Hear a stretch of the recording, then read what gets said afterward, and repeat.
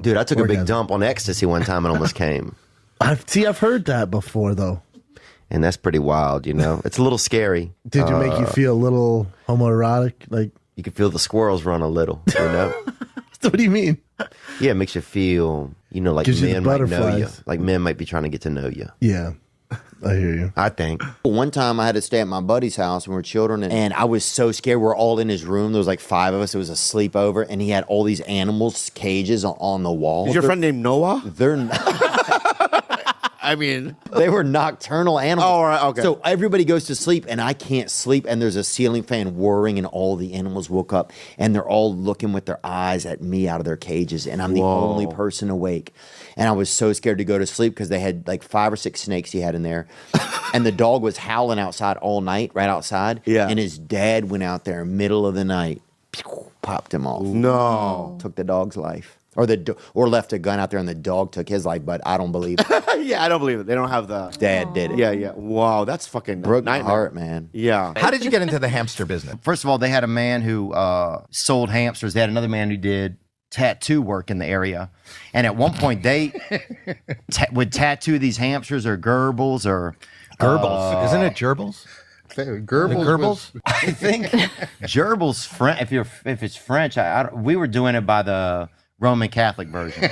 Okay. So they would put a tattoo. They would dehair them, put a branding on the side of them, and we used to sell them outside of concerts, outside of ACDC. Oh wait, they shave them and then They would dip them in something that would dehair them like a dehairing sauce. oh my gosh! And what does it say on it? It would say ACDC. People where you're from would buy a concert gerbil. Bro, you said people on ecstasy, people leaving on drugs. Maybe you hit them with that freaking hamp, son. That's money, dude. You telling me you're on drugs, you won't buy a hamster? I would. Thank you. Theo Vaughn up in the house. Gucci gang, son. Gucci gang. This is the gayest little microphone. It feels like It's all up in your grill. it feels like the weakest one-armed black kid is trying to give me a hug. That's what it feels like, dude. Like if you go like this, Your black skeleton. it's so like, whoa. Somebody feed this boy and then bring him back to the hug ring, you know? Because he ain't ready for fucking real 2 arms. This dude ain't ready. Hug him with 1 arm. He's not ready. So then you got on Last Comic Standing. Do you remember some of your jokes that got you onto it? Yeah, all the jokes were about my dad. My dad was 70 when I was born. My dad was born in 1910. So thanks for laughing at my father. So Do a little bit of, he was so old that. yeah, he was so like the kids at school be like, my dad can beat up your dad, and I'd be like, your dad has more organs than my dad. But my dad used to bang your grandmother, and it was true because there was a girl in my elementary school class who my dad used to hook up with her grandmother in the early 30s. So over on the west side of town I lived, I was sleeping under, a buddy of mine had a bed, and I was sleeping under his bed for $150 a month. Oh wow! And sometimes even in his bed sometimes. When he would be out of town or when he would leave for work, I'd climb up into his bed, dude.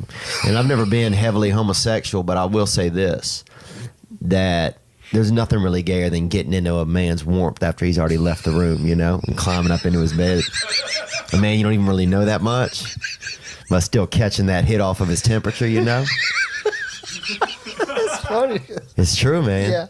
You go over to somebody's house, dude, who you don't know that much, and when they leave the room and get out of their bed, you get into their bed.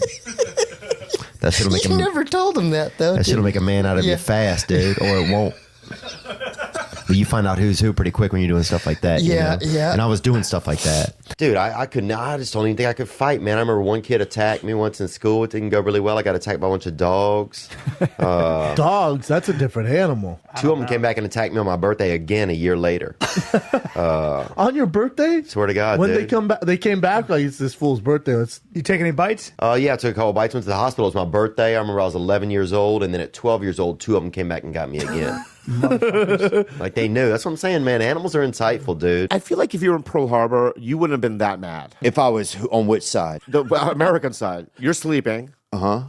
You know what I mean? You see fire. What would you do? I would call the police probably.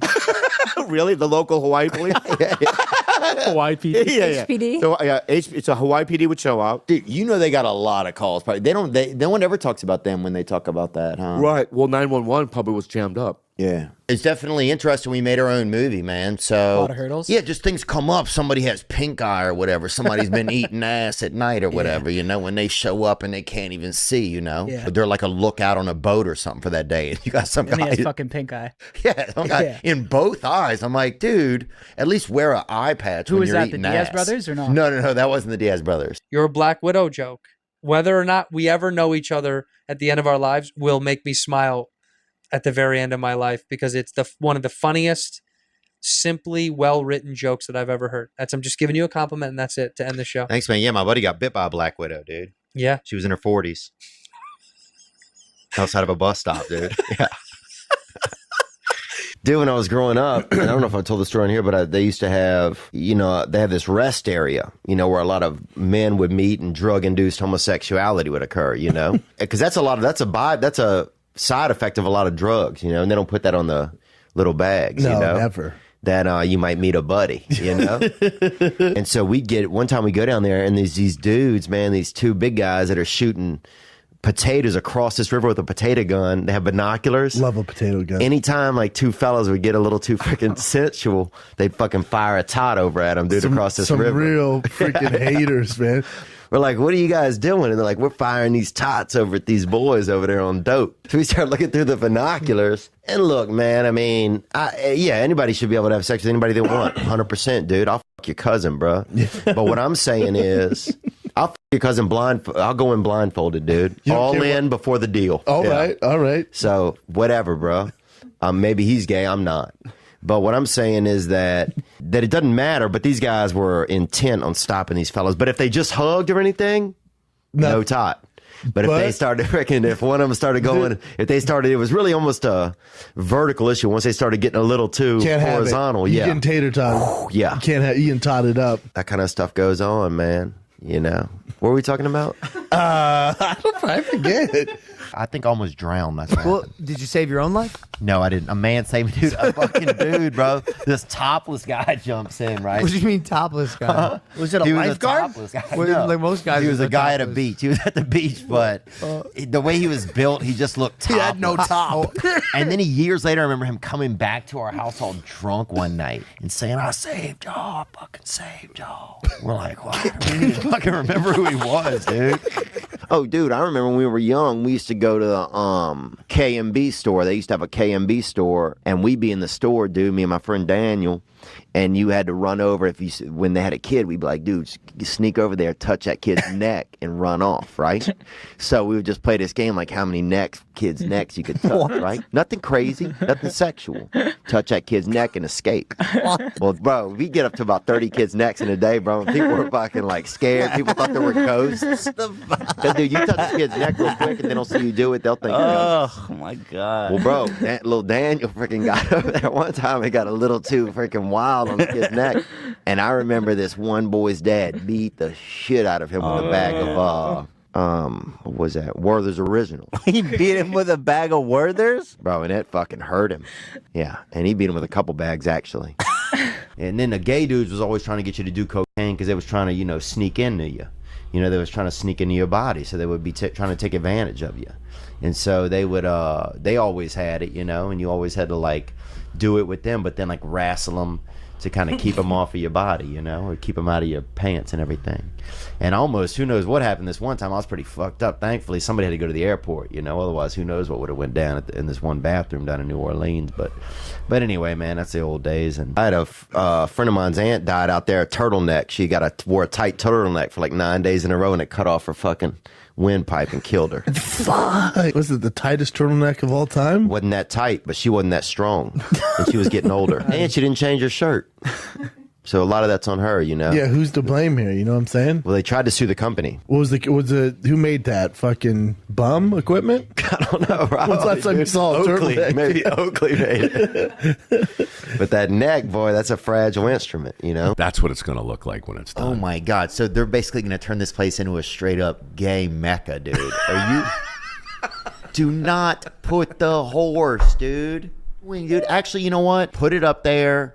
Turn it into I want a damn gay, high altitude gay rave, dude. I want people doing poppers up there at 2,000 feet, homie. That's what kind of shit I want. and hiding their hands inside of each other's pockets. The dad made the kid a wooden shirt one year for fucking Christmas, dude. Made him a fucking shirt out of wood. I'm coming up from church. It's Wednesday. They're in the garage, bro. I swear to God, dude. Was it like cool, or was it just like a big box that he No, it was horrible. I mean, at the time it was cool. You know, at the time it was. I mean, it was kind of beautiful. The kid like cried and shit when he put him in it. I could have been at home right now watching Empire, jumping up and down with black people, yeah, eating fucking donuts and shit, and you're over here telling me this crazy shit.